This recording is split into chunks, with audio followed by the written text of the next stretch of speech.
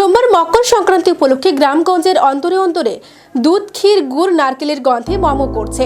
হাড় কাঁপানো শীতে কম্বলের আরাম ছেড়ে জোর কদমে পিঠে পুলি বানাতে ব্যস্ত বাড়ির মা বোনেরা।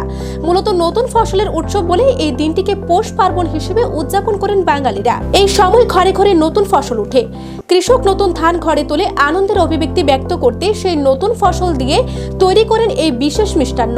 তাছাড়া রয়েছে কত ধরনের পিঠে, যেমন দুধ পুলি, ক্ষীর পুলি, পাটিসাপটা, ফুলঝুরি, ধুপি পিঠা, নকশি পিঠা, মালপোয়া, পাখন পিঠা, ঝাল পিঠা ইত্যাদি। কি কি পিঠা পিঠান করছেন?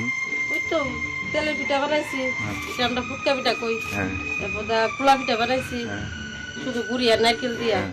এরপর বুগি পিঠা বানাইছি, এটা তারা ফুলি পিঠা আমরা কই বুগি পিঠা।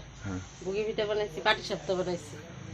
কটার সময় দিবেন? সূর্যরে দিবেন একটা দেননি? সূর্যের কোনে আমরা ঘরের মধ্যে একটা আসন করুম, আহুম ইয়ে আলপনা করে গুড়ি দিয়া করে সেটা এটার ভিতরে মূর্তি আহুম 5টা, কলা পাতার ভিতরে এই যে বাট রাঁধছি, তরকারি করছি, 5টাতে তরকারি করলাম, এটি দিয়া পিঠা দেবো, পায়েস দেবো, দিয়া বোধা তোমার আরো ফল আছে, কমলা টমলা দেবো, কলা টলা দিয়া মুখটা সাজাইয়া ঠাকুরের নিবেদন করুন।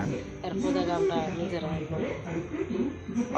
লুট টুট দিবেন করার সময়? লুট তো ওই তো বিকাল 4টাও বাজে, আবার সন্ধ্যা হয়ে জায়গায় গতবার তুলনায় এবার কিরকম প্রচলনটা কেমন? এবার একটু কমই কেরে আমরা এই সাইডে তোমার অনেকের অসুস্থ হয়ে আছে, আমরা গোষ্ঠীর আর ইয়ে যে মারা গেছে, মানে এই সাইড পুরো বিশেষ আমরা ইন্দা কয়েকজন আছে, এবার একটু কমই জমজমাট।